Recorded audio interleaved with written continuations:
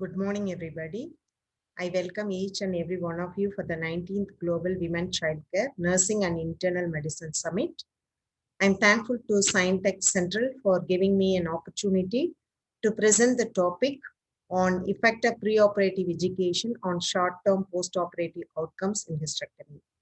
And I'm Thilagavathi Krishnasamy. I'm currently working as a lecturer in College of Nursing, Jazan University, Kingdom of Saudi Arabia.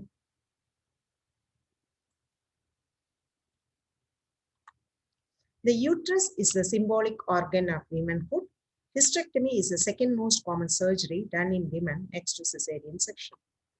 The statistics on hysterectomy reveal in the US more than 500,000 women undergo hysterectomy each year, and 50,000 hysterectomies are done in UK every year.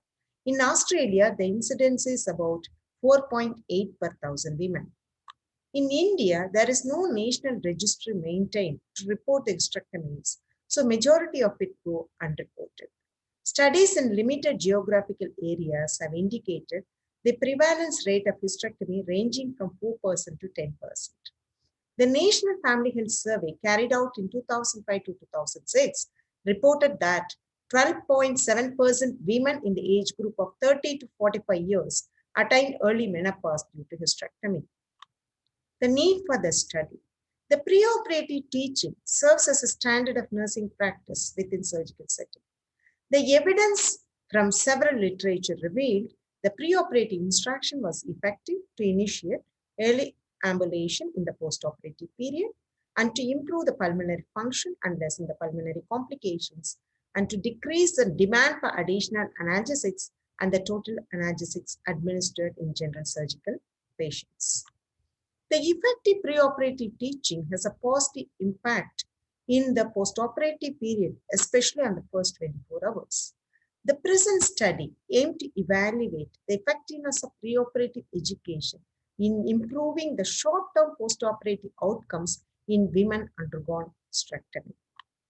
The methods and the materials used for the study.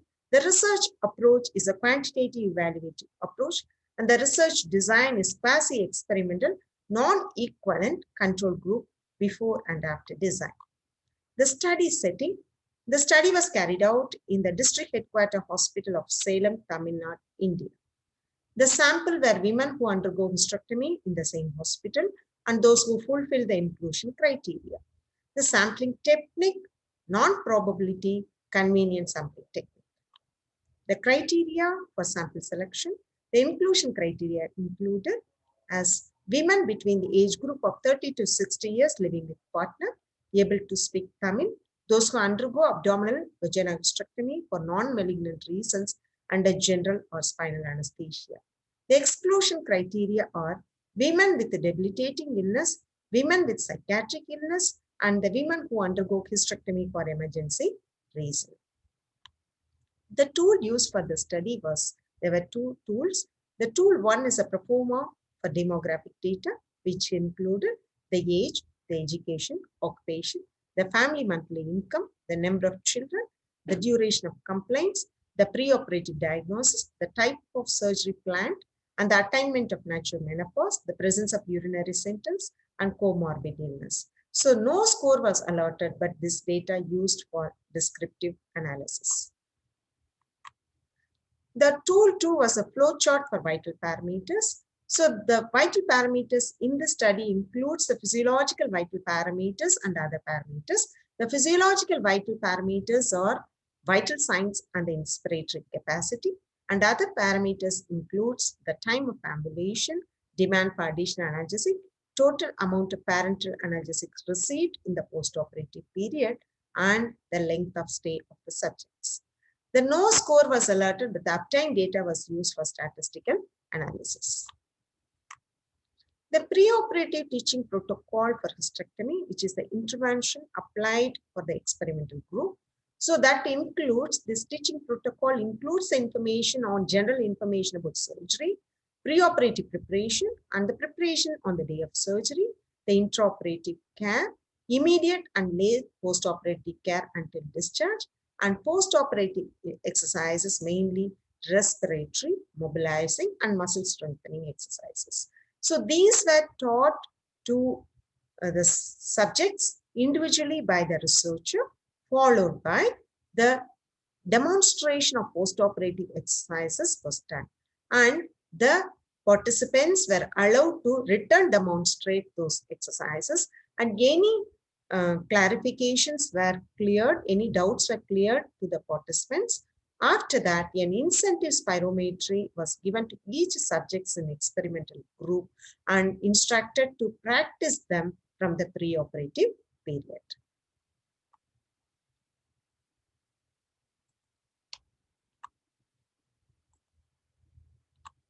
The ethical consideration, the ethical clearance certificate was obtained from the Ethical Committee of District Headquarters Hospital, Salem, Tamil Nadu, India. And the formal permission was obtained from the Dean to conduct the study in the Gynecological Ward of the hospital. An informed written consent was obtained from the subjects explaining the nature and the objectives of the study. And further, the subjects were assured on the privacy and confidentiality of the data collected. The data collection was done in different points. So these tables describe the point of measurement in data collection. So the variables, the demographic data and the physiological vital parameters, which includes the vital signs and the inspiratory capacity, the baseline was obtained on the preoperative period, followed by in the post-test, that is soon after the surgery. The post-test 1 was conducted at the end of 12 hours after surgery, and post-test 2 was end of 24 hours after surgery, and post-test 3 was done on the second post-operative day, and post-test 4 was on the fifth post-operative day, and the post-test 5 was on the discharge. And the other parameters, especially the hours after surgery, the ambulation was taken from the second post-operative day by inquiring from the subjects, whereas the amount of medications, total amount of parenteral medications administered, and the demand for additional analgesics, and the length of stay, all that were obtained from the medical records at the time of discharge. The collected data was analyzed with SPS software 17.0, and both the descriptive statistics and the inferential statistics necessary were applied in this study. So the table 2 describes the distribution of subjects based on demographic data. So the total samples in experimental group were 184 and control group was 95. And the age, referred to the age, majority in experimental group were belonged to 36 to 40 years, and the control group majority were from 41 to 45 years. And educational status, in both the groups, majority were illiterate, and regarding occupation, majority were the coolie worker in both the groups. The family monthly income was less than 2,000 in both the groups, and the number of children, majority had 2 children in experimental and control group. And regarding the duration of complaint, majority of them had the symptoms less than 3 months in both groups. And this is the pie diagram which describes the preoperative diagnosis, in which both the experimental group and the control group majority were diagnosed with fibroid uterus. Regarding the type of surgery undergone, majority of them in both the groups undergone total abdominal hysterectomy with bilateral salpingo-oophorectomy. And regarding attainment of natural menopause before the hysterectomy, majority have not undergone natural menopause. And even those who the limited subjects, that is about 38 participants in experimental and 10 participants in control group, had undergone menopause, but the duration was less than a year. And majority did not have any associated urinary symptoms, which includes stress, mixed incontinence. And comorbid illness, majority did not have any kind of comorbid illness in both the groups. And regarding the assessment of physiological vital parameters in the experimental group, revealed in experimental, most of them had a normal body temperature, and their pulse and the respiration were within normal limits. Regarding the systolic blood pressure and diastolic, majority had the normal systolic and diastolic, and their inspiratory capacity in the preoperative period, that was about 47.3% of subjects had about 1200 ml, which was decreased in the post-test 1, 2, and 3.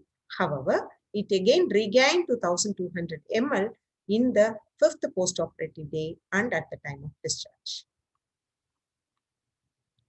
The assessment of physiological vital parameters on control group again revealed majority had a normal temperature, pulse, and the respiration.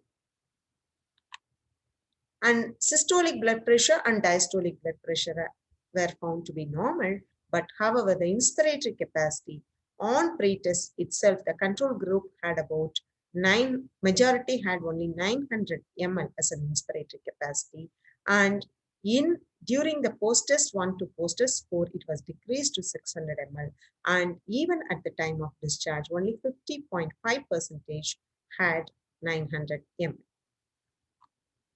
The comparison of physiological vital parameters between the experimental group and the control group revealed there was no statistical significance on temperature, pulse, respiration, and systolic and diastolic blood pressure. However, it had a statistical significance for inspiratory capacity, especially on the 2nd postoperative day, the 5th postoperative day, and at discharge. Assessment of other vital parameters in experimental and the control group revealed regarding ambulation in the experimental group, majority of them ambulated within 24 hours, whereas in control group, majority ambulated only after 48 hours. And related to demand for additional analgesics and the number of doses received were the same for both control and experimental group. However, the length of stay was about 16 to 20 days in experimental group. However, in control group, it was only 11 to 15 days. The comparison on other vital parameters between the experimental group and the control group revealed the ambulation had a statistical significance, and the length of stay also had a statistical significance, in which the mean length of stay for experimental group was 17.65 days, and in control group, it was only 14.31 days. So coming to the discussion part, the measurement on physiological vital parameters revealed the majority had a normal vital signs, and there was no significant difference found between subjects except for the inspiratory capacity. The effective practice of deep breathing, controlled coughing exercises, and use of incentive spirometer in the postoperative period helped the experimental group to achieve the positive results. Above findings were consistent with other studies. The experimental group ambulated earlier, that is 30.33 was the mean hours, as compared to control group, which was about 41.56 mean hours, which had a statistical significance. Similar findings were revealed in other studies also. And most of the subjects in both groups did not demand for additional analgesics and received only 3 to 4 doses of parenteral analgesic in the postoperative period. So same findings were noted in other studies as well. The length of stay was more in experimental group, that is about 17 days, as compared to control group, which is only for 14 days. So in government settings, it was noted that there was lack of policy on total length of stay after gynecological surgery. Many times it was left to the women's preferences. Most of them opt to stay in hospital in order to take more rest than in home settings. These factors contributed to increase in the length of stay for the present study. So same consistent finding was seen in another study as well. However, these findings were contradicted with other 2 studies, as all of them revealed that the intervention group had a lesser length of stay as compared to usual group.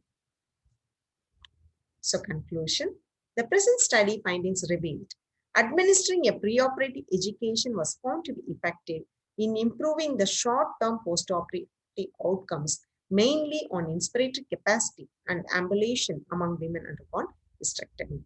Providing education about perioperative care, including postoperative exercises in a structured manner, will guide the women to understand about postoperative care after hysterectomy and to facilitate early ambulation, early participation in self-care postoperative activities. The author is grateful to the research guide Dr. Rajeshwari Vaidyanathan, biostatistician Dr. Putselvan of Savitha Dental College, Chennai, and nodal officer Dr. Redamma, and core committee members of National Consortium in PhD Nursing, Bangalore, India, for their constructive suggestions and guidance provided during the study period. The references were as follows. Thank you.